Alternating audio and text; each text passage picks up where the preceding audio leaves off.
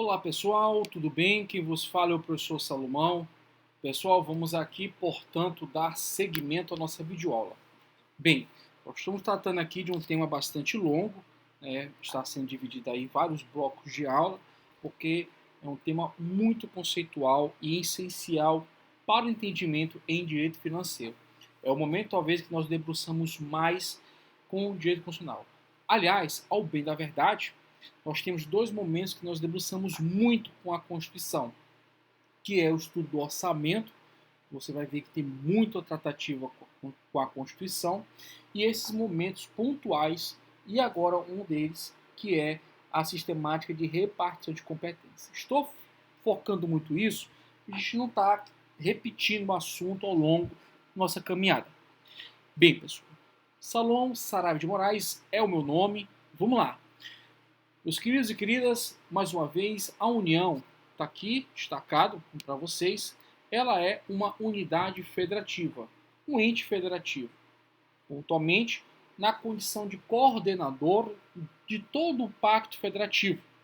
Nessa específica atribuição, a União, pessoal, ela comporta-se como longa-manos da sociedade nacional.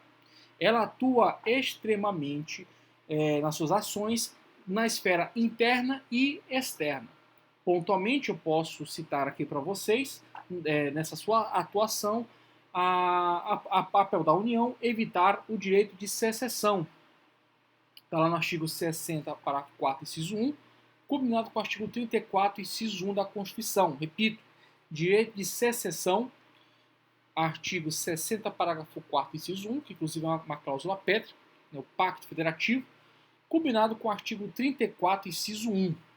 Nós temos também aqui a União, ela visa assegurar a defesa nacional. Está no artigo 21, inciso 3º, e 34, inciso 2 da Carta Magna brasileira. Enfim, intervenção federal, o próprio artigo 34 lá, né, a atuação da Constituição nesse sentido, enfim. Então a União, ela é responsável pela toda integridade, coordenação do Pacto Federativo. Associado a isso, você já sabe, a União, ela apresenta o país externamente.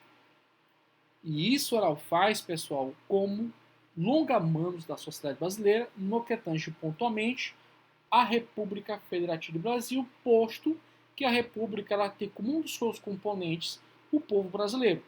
Então, a Constituição ela elegeu não os estados, não o Distrito Federal, ou não. Ela elegeu a União com a autoridade circunstanciada de forma endógena, profunda, para ter esse papel pontual na hegemonia da integridade do país. Bem, falamos também que a República Federativa do Brasil é uma pessoa jurídica territorial soberana, que é esta dotada de personalidade jurídica internacional ou originária. Então, a União e a República Federativa do Brasil não são a mesma coisa. Aliás, a União está dentro da República Federativa do Brasil, não o contrário. E não são sinônimos, por favor. Então já estamos aí no 8º período do curso de Direito. Bem, seguindo o raciocínio, a Constituição ela vai trazer sistemática de repartição de competências. Trilha a competência legislativa e administrativa, sequencialmente, no que tange a competência legislativa, ela vai apontar 3 mínimas atmosferas no que tange a União. Ela vai apontar a competência legislativa privativa, que nós já analisamos anteriormente, do artigo 22, e agora nós estamos aqui analisando a legislativa concorrente, que é fundamental para o nosso entendimento atual.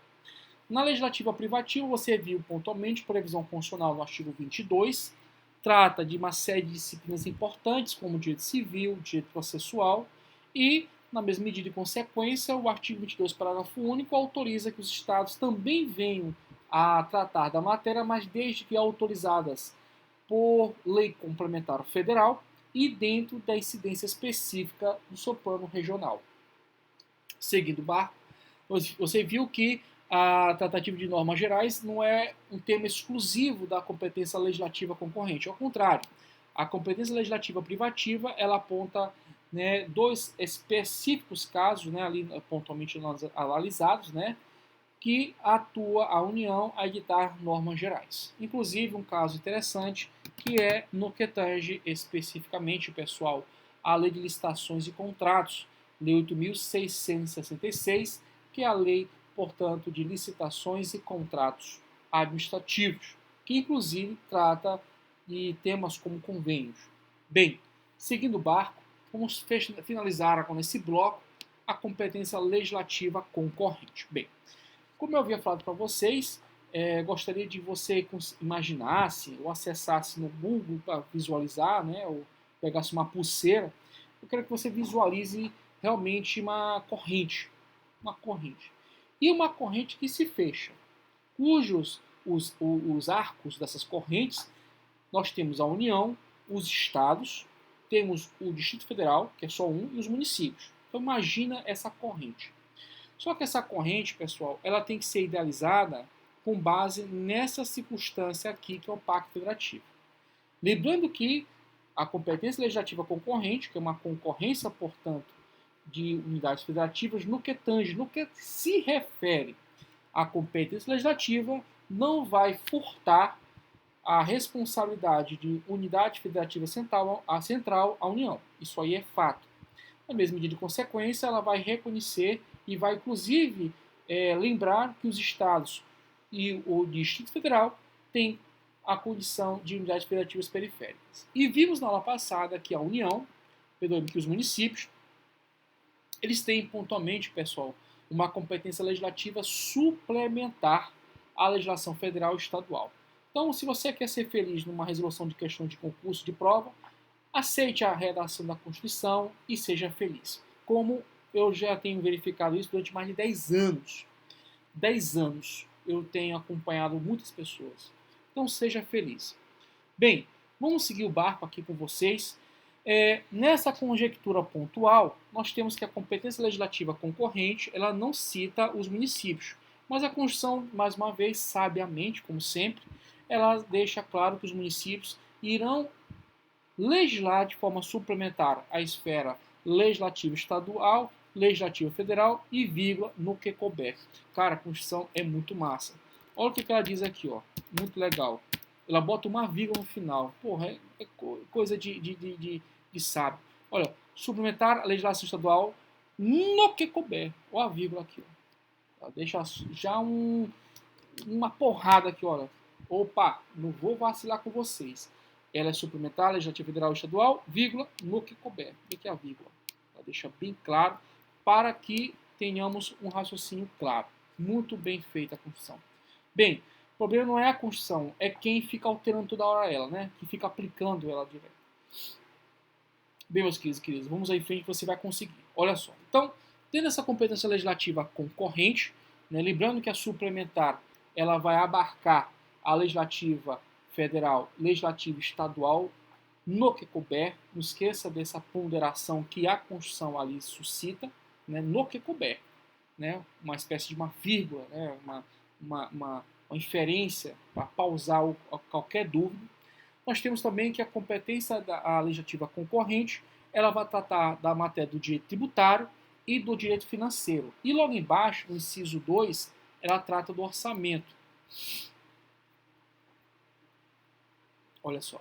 O artigo 24 diz que compete à União, Estados e DF legislar concorrentemente sobre, olha só, direito tributário, financeiro e orçamento. Lembrar que o direito orçamentário é uma parte da disciplina de direito financeiro. Tá? Isso é mais para deixar forte a distinção. Também reverbera a atenção que a Constituição ela vai reconhecer sistemas pontuais de tratamento. Ela reconhece que o direito financeiro tem autonomia própria, não se confundindo com o direito administrativo. Inclusive tem uma questão da nossa provinha que eu troco nesse tema. O direito financeiro tem autonomia suficiente e o direito tributário já ganhou a autonomia suficiente do direito financeiro. Eu vou colocar para vocês a classificação de Calombo Torres, que para alguns ela traz com uma certa crítica, outros não, mas eu acredito muito nessa forma como Calombo Torres trabalha essa sistemática da divisão dos direitos a partir da percepção do financeiro. Tá? E nós temos aí, gente, o orçamento, o direito orçamentário. Você vai ver pontualmente que nessa matéria aqui nós vamos ler muito a Constituição e várias leis esparsas. Vai ser uma matéria muito intensa de informações. Mas você vai estar preparado e você vai enfrentar muito bem. Bem, até agora eu só fiz uma revisão daquilo que eu já havia tratado com vocês. Agora vamos aqui aprofundar. Bem, primeiramente, pessoal, dentro da competência legislativa concorrente, nós temos aqui a competência para edição de normas gerais. E quem que vai editar normas gerais? A União. Essa competência aqui é da União. E aqui não tem nenhuma vírgula, não tem nenhum não couber. No que couber, aqui está muito claro. Somente a União vai editar o que, gente? Normas gerais. Agora, um cuidado aqui muito perspicaz por parte de vocês. Pessoal, na competência legislativa privativa da União, em pontuais casos, ela exorta a competência para editar normas gerais. Aqui não. Toda a trilha de informações condizente a essas matérias aqui elencadas, todas, elas devem ter como ponto crivo que a União editará o que, gente? Normas gerais. Mas por que nós temos, por exemplo, o Código Civil, lá na competência do artigo 22, inciso 1, tendo amplitude nacional? Bem, pessoal, isso aí que decorre de um princípio. É o princípio do legislador nacional. Repito, isso decorre de um princípio, é chamado princípio do legislador nacional. Dentro dessa sistemática, volta mais novamente aqui, pessoal, a importância da União. A União, pessoal, na organização política administrativa do Estado brasileiro, está o que, gente? Na condição de unidade federativa central, coordenador do Pacto Federativo, responsável pela integridade do país. Então, nesse contexto de consequência, a União, mais uma vez, tem um outro papel importante. Ela é, a União, o legislador nacional. Então, ou ele legisla de forma nacional em matérias privativas de sua esfera de competência, ou legisla a nível nacional na condição de legislador, observando a esfera de competência legislativa concorrente. E na legislativa concorrente, ela, como legislador nacional, lá temos o Congresso Nacional. Nós vimos pontualmente, inclusive, uma referência histórica pensada acerca do Congresso. O Congresso tem dois órgãos. É um modelo de sistemática bicameral. Nós temos aí a Câmara dos Deputados, cuja representatividade lá é do povo, e do outro lado temos o Senado, cuja representatividade é dos Estados membros e do Distrito Federal. Então isso aqui não muda, gente. É uma base de direito constitucional que você tem que ter. Então vamos encaminhar aqui nossa trajetória. Bem, voltando aqui ao raciocínio pontual, deixa assim que fica até mais fácil para eu lembrar. Então, a legislativa concorrente, pessoal, ela trata, portanto, dessa autorização da União para editar normas gerais. Então, isso aqui não é uma prerrogativa pontual como é na privativa. Aqui não, aqui é toda. Toda essa matéria aqui, ela é dada de forma concorrente para a União, mas, no mesmo passo, autoriza que ela edite normas gerais. Interessante caso, pessoal, é a questão dos procedimentos em matéria processual. Procedimentos, inclusive já caiu na prova da CESP, já caiu na prova do analista judiciário, caiu na prova do TRT, agora, salvo engano, a penúltima prova. Enfim, então isso aqui já caiu em prova. Então, procedimentos em matéria processual, a competência ela é concorrente. Agora, em direito processual, ela é privativa. Examinador não tem o que fazer, né? Então, veja, o examinador te cobrou isso. Já te cobrou isso. Procedimentos em matéria processual, aqui o que se fala, aqui se prova, aqui é preto no branco. Não tem conversa. Então, procedimentos em matéria processual é o que, gente? Competência legislativa concorrente, em que absorve o que, gente? O crivo para a União ditar normas gerais, nesse sentido pontual, no que tange ao direito processual, a competência privativa da União. Bem, dando seguimento, então nós temos o que, gente? No que tange ao direito financeiro, que é o crivo da atenção nossa aqui, a União pode editar norma geral e, na mesma medida, ele pode editar normas específicas atinentes ao âmbito de sua atuação. Isso é importante para nossa disciplina. Bem, Dando seguimento aos nossos trabalhos, pessoal, nós temos também, dentro dessa sistemática, que a União, ela, ao editar normas gerais, ela não vai excluir, pessoal, a competência suplementar dos Estados. Veja pontualmente que o artigo 30, inciso 2, dá uma solução de continuidade que os municípios irão editar normas, pessoal, suplementares, né? Eles serão a competência suplementar no que tange legislação federal, estadual e tem a famosa vírgula no que couber, né? Só faltou colocar na redação, mas não colocou, mas é uma verdadeira vírgula no que couber. Em contrapartida, também nós temos aqui a suplementar dos estados. Então veja, na competência legislativa concorrente, ela não nega, ela não furta, ela não cria barreiras para que os estados também exerçam a competência legislativa suplementar. Por quê? Porque eles vão trabalhar, né, eles vão tocar assuntos de interesse no que tange pontualmente aos estados. Eles vão trabalhar essa sistemática pontual. E isso, pessoal, tem que estar memorizado, porque nós vamos falar de orçamento, nós vamos falar pontualmente do direito financeiro, da atividade financeira executada pontualmente pelos estados membros que compõem a Federação Brasileira. Isso você tem que estar em mente, tá? Bem, seguindo o raciocínio, pessoal, nós temos o parágrafo 3º. Vamos aqui. O parágrafo 3º do artigo 24 diz o seguinte: inexistindo lei federal sobre normas gerais, os estados exercerão a competência legislativa plena para atender às suas peculiaridades. Pessoal, aqui é um ponto interessante. Por quê? Veja que a União, ela exerce o quê? A competência legislativa concorrente e na sistemática da legislativa concorrente, ela está autorizada ao quê, gente? A editar normas gerais. Vamos tratar, inclusive, desses temas no que tange tanto ao direito tributário quanto ao direito financeiro. Seguidamente, pessoal, nós temos que a Constituição autoriza que os estados exerçam a sua competência suplementar. Veja que atendendo às suas peculiaridades. Só que vamos supor que existe, pessoal, uma mora, uma inércia por parte do Parlamento Federal, por parte do Congresso Nacional, a editar essa norma geral. Bem, nesse caso, em razão da omissão legislativa, da inércia, da inexistência de lei federal que tenha o crivo status de norma geral, quem é que vai disciplinar aquela matéria, mas atendendo à sua peculiaridade? Os estados.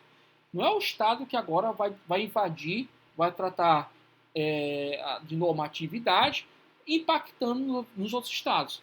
Claro que não. Ele atendendo à sua realidade, atendendo à sua peculiaridade, ele vai editar o que, gente? Normas, mas a um crivo maior, ao nível pleno. Então, ele vai, nesse sentido, suprir a omissão do legislador federal. Um exemplo disso, pessoal, é o nosso IPVA. Olha que lance legal.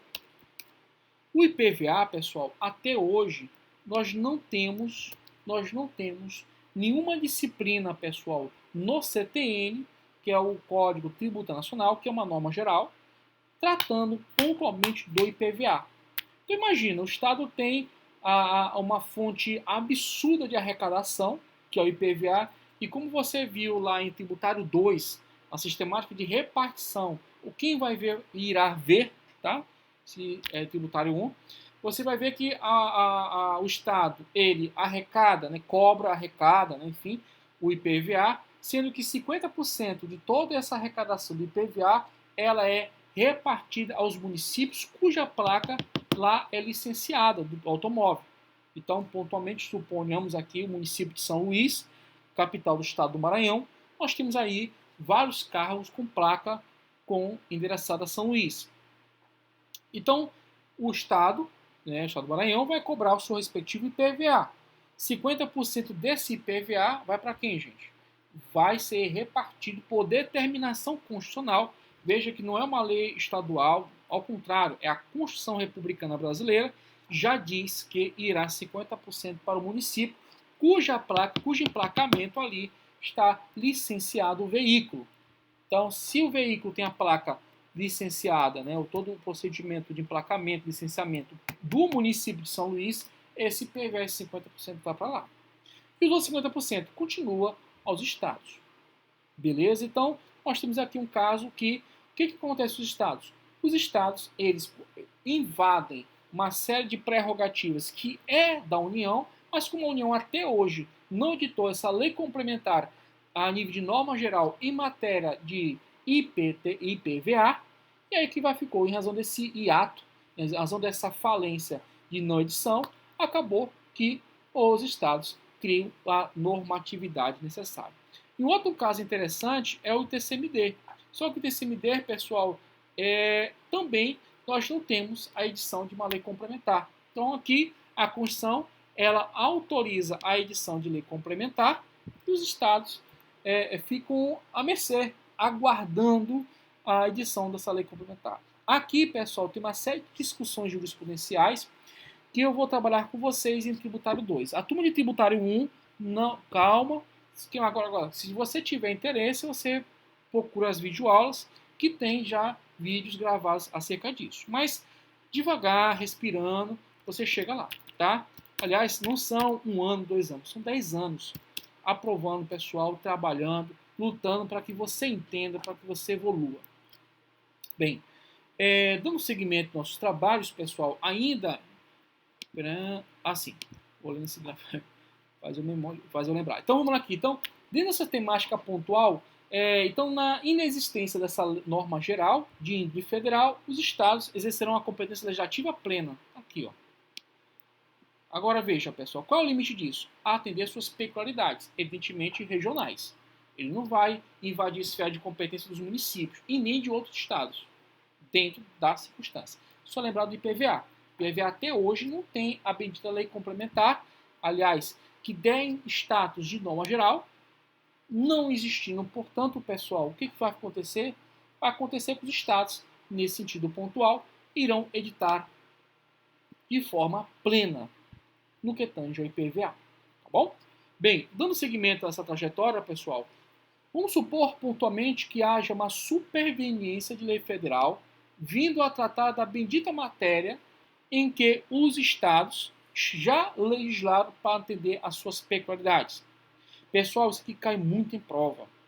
Por favor, preste atenção, isso aqui cai muito em prova. Então, veja, vindo uma superveniência. O que é isso, gente? Superveniência, parece um nome louco, né? Superveniência, pessoal, é algo que vem de uma forma abrupta, né? Vem de uma forma que não programada.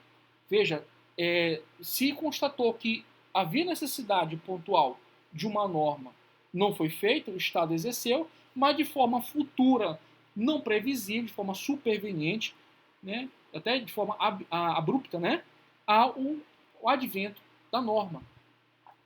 Né? Que norma? Norma geral. Ou seja, uma norma que nasceu depois do Estado exercer a sua competência legislativa plena. Então, depois que o Estado editou uma lei acerca do IPVA, com status de norma geral mais limitada às peculiaridades do Estado, a União resolveu editar essa norma geral. Isso é chamado de quê, gente? Superveniência da lei federal sobre as normas gerais. Então, essa superveniência da lei federal sobre as normas gerais, no caso pontual IPVA, vai gerar o quê, gente? A suspensão da eficácia da lei estadual. Pessoal, eu já vi questões dizer, irá, portanto, ocorrer a revogação da lei estadual. Pessoal, não tem revogação de nada. Aqui não revogou nada. Aqui tem a suspensão. O que é suspensão? Simplesmente a produção dos efeitos jurídicos da lei estadual vai ficar o quê, gente? Em stand-by, congelados. Ela não vai mais incidir efeitos jurídicos. Agora, é toda a lei estadual? Não. Só naquilo em que ela for contrário à norma geral superveniente. Então, veja, suponhamos pontualmente que, no caso abstrato, tá? Uma suposição, um exemplo didático, que 90% da lei estadual trata, portanto, do IPVA, ela não ofende essa lei federal superveniente, o que vai acontecer? Vai ficar suspensa a eficácia dela? Claro que não, gente. A Constituição, ela é muito, como eu falei para vocês, ela é muito sábia.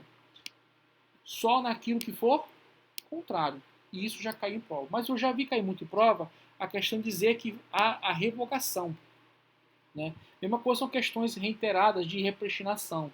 para quem está estudando o direito civil, né, e inclusive direito constitucional, que sempre cai esse tema de repostinação, é interessante estudar. Mas em tributário, pessoal, e financeiro também, é importante lembrar que não há em nenhum momento, pessoal, revogação. Sempre haverá o que, gente? Suspensão da eficácia da lei estadual. Bem, feito isso, mais uma vez fazendo um feedback, mas eu vou continuar, e dessa vez eu vou passar dos 30, tá, gente? Porque é muita coisa.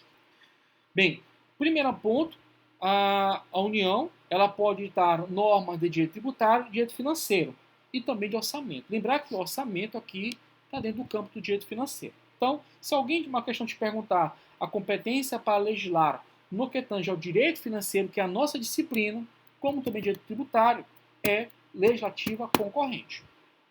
Tá? Essa que é a esfera de competência em direito financeiro.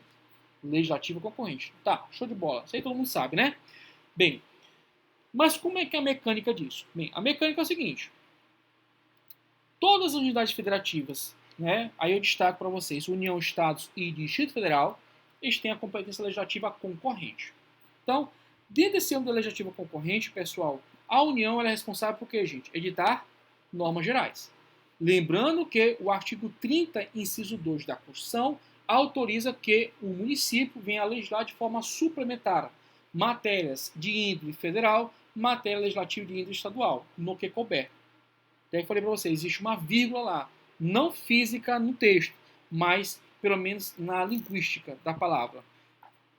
Bem, dando seguimento, dentro dessa sistemática da competência legislativa concorrente, compete à União, evidentemente, legislar sua matéria, até porque é concorrente. Mas no que tange ainda a legislativa concorrente, fica a União responsável de tal que, gente? Normas gerais. No que tange a normas gerais, eu queria destacar para vocês o CTN. Sabe por quê? Mais uma vez CTN. Porque é o seguinte, pessoal. O CTN, ele é formalmente uma lei ordinária. Tu tem dúvida? Não tem problema. Vamos aqui rapidinho. Lei 5.172. Vou botar só a CTN, mas parece. Mas eu vou botar aqui direitinho, para você ver. 172 de 66.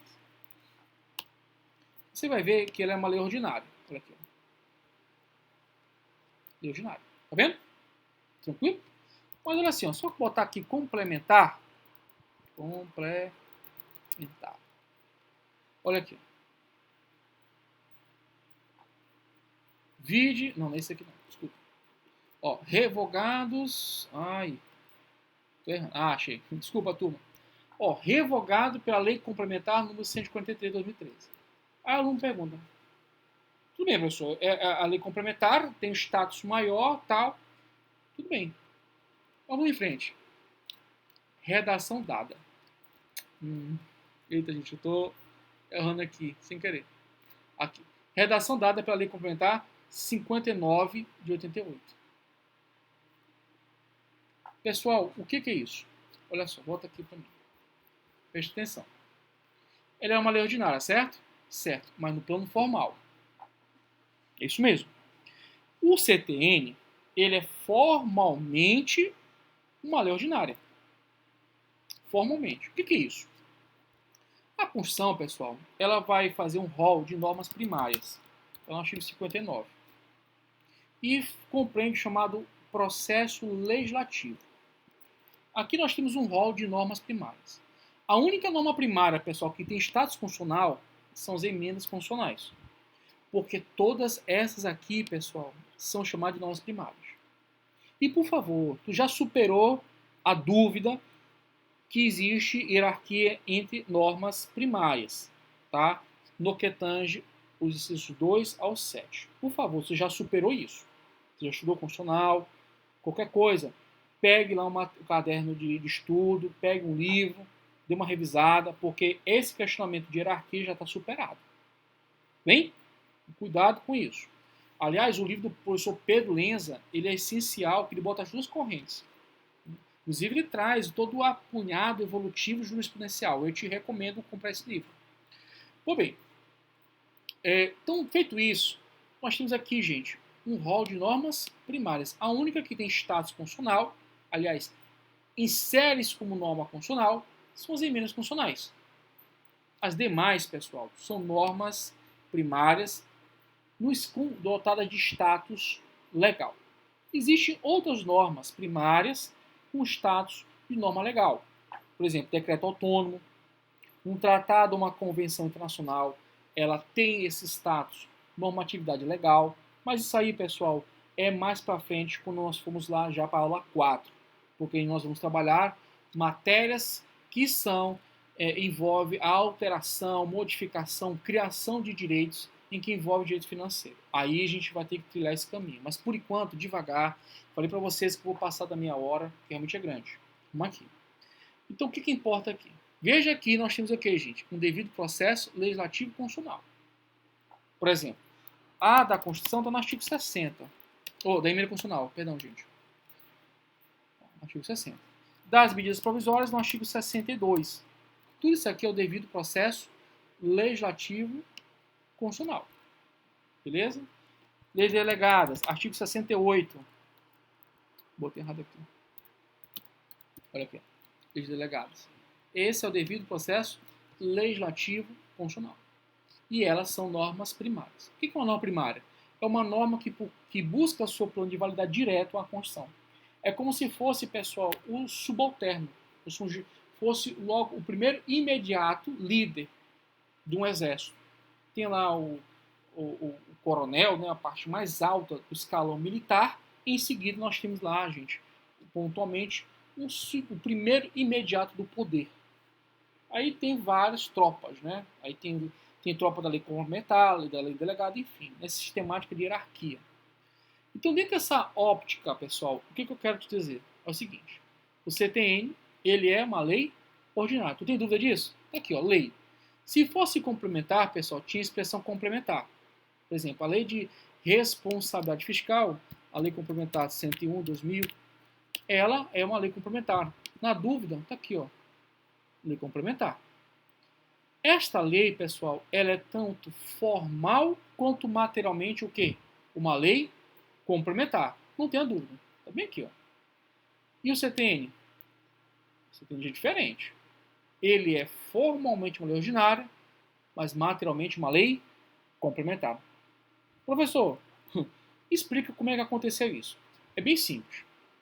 Pessoal, desde a Constituição Federal de 67, seguindo pela emenda constitucional número 1 de 69, está anotando? Então veja, desde a Constituição Federal de 67, seguindo o barco com a emenda constitucional número 1 de 69, para alguns é uma Constituição, e dando por derradeiro a Constituição atual de 88, o CTN, pessoal, ele estabelece normas gerais em matéria de quê, gente? Legislação tributária. Então, o que acontece? Existe um chamado, pessoal, princípio em direito constitucional, que é o princípio da recepção. O que é isso? Olha só. Pelo princípio da recepção, não se precisa para todo o Congresso Nacional para editar novamente um código tributário, um código penal, nada disso. O que se faz? O próprio sistema constitucional diz que vai se ter uma visão óptica quanto às normas infraconstitucionais passadas e se esse corpo normativo infraconstitucional passado estar em adstrita consonância com a normatividade atual, ou seja, por exemplo, legislação tributária, e ela observou pontualmente o devido processo legislativo do modelo constitucional anterior, ela é recepcionada pela Constituição. Agora, cuidado, pessoal. Para quem está estudando fortemente, não vamos confundir princípio da recepção com o princípio da recepção material. Essa análise, essa diferença, não me interessa para direito financeiro. Me interessa para direito tributário. Por que isso? Porque, pessoal, você vai ver que dentro do direito financeiro existe normatividade ulterior que foi recepcionada. E essa normatividade ulterior recepcionada pela Constituição lhe respeita um status normativo de quê, gente? De lei complementar na esfera material. E é por isso que o CTN, pessoal, ela é alterada atualmente, evidentemente, por meio de lei complementar. A alteração de norma do CTN ela é feita por meio de lei complementar. Porque, por mais que ela seja formalmente uma lei ordinária, ela é materialmente uma lei complementar, materialmente. Eu posso dizer que ela é formal e material simultaneamente? Sim, mas com um detalhe. Formalmente como lei ordinária e materialmente como lei complementar. Por que isso, professor? Porque é uma questão de raciocínio lógico. Imagina o Congresso Nacional parar para criar um monte de leis que já existiram anteriormente, que é uma famosa Código Penal, Decreto-Lei 2848. Olha aqui, Código Penal. Pessoal, o Código Penal é uma lei? Não. É um decreto-lei. Como é que esse decreto-lei foi recebido pela Constituição? Deixa eu só colocar aqui, gente, texto compilado. Ah, sim, agora foi legal. Como é que esse decreto-lei foi recebido? Como lei, como decreto-lei? Como IP? Negativo. Ele foi recebido pela Constituição de 88, olha só, como lei ordinária. Ele foi recebido como lei ordinária. Interessante, né, gente? Quer ver outro caso interessante? É o Decreto-Lei 200. Assim vai, já. De 67. Gente, 1967. É muito tempo. Imagina pegar os normas de 1960, tem até de 85, gente. É muita leis, muitas normas. E aí o que acontece? O próprio sistema constitucional vai ter uma visão, vai ver, olha, essa norma aqui não vai ser recebida, ou essa norma aqui vai ser recebida, enfim, vai fazer a jogatina de verificação qual norma é ou não recebida. E quem vai bater, portanto, a sistemática disso é a Constituição. É a Constituição que vai receber ou não uma normatividade ulterior. Agora, evidentemente, a normatividade posterior, ela tem que observar tanto o crivo formal quanto o crivo material, evidentemente. Mas a recepção ela é sempre um fenômeno anterior. Anterior, ou seja, antes da promulgação da Constituição, ou seja, antes de 5/10/88. Pessoal, eu estou vendo que já estou chegando já nas casas dos 40 minutos. Mas só mais uma revisão aqui para a gente poder avançar, porque é muita coisa. Vamos com calma. Então, você já sabe que o artigo 24 trata da competência legislativa concorrente, que a União tem competência legislativa para editar matéria de direito financeiro, direito tributário e o orçamento. O orçamento está ligado ao direito financeiro, tá? Beleza? Seguidamente, a União editará normas gerais, os estados têm competência suplementar, tá? Seguidamente, os estados podem editar normas, né, que têm abrangência geral, ou seja, expressão da competência legislativa plena, desde que haja o quê, gente? Uma morosidade, uma omissão, uma inércia do Congresso Nacional. Mas se vier a norma bendita, né, ou seja, a nível a posteriori, para frente, aí o que vai acontecer? Naquilo que não for contrário à norma geral superveniente, vai ficar mantido a sua eficácia. Do contrário, vai ficar o que, gente? Suspensa a eficácia. Beleza? Pessoal, tá bom. Já tá muito grande o vídeo. Muito obrigado pela atenção de vocês. Minha preocupação é tamanha, porque realmente é um assunto muito grande. Você vai verificar no material que eu fiz uma divisão bem longa do conteúdo. Nos próximos videoaulas vão ficar no bloco de 30 mesmo, tá? 30 minutos, 20 alguma coisa, mas no máximo até 30, tá bom? Muito obrigado pela atenção de vocês. Te desejo um bom dia, boa tarde, boa noite. Sucesso é uma decisão sua, pois Deus realiza sonhos. Um grande abraço e até mais.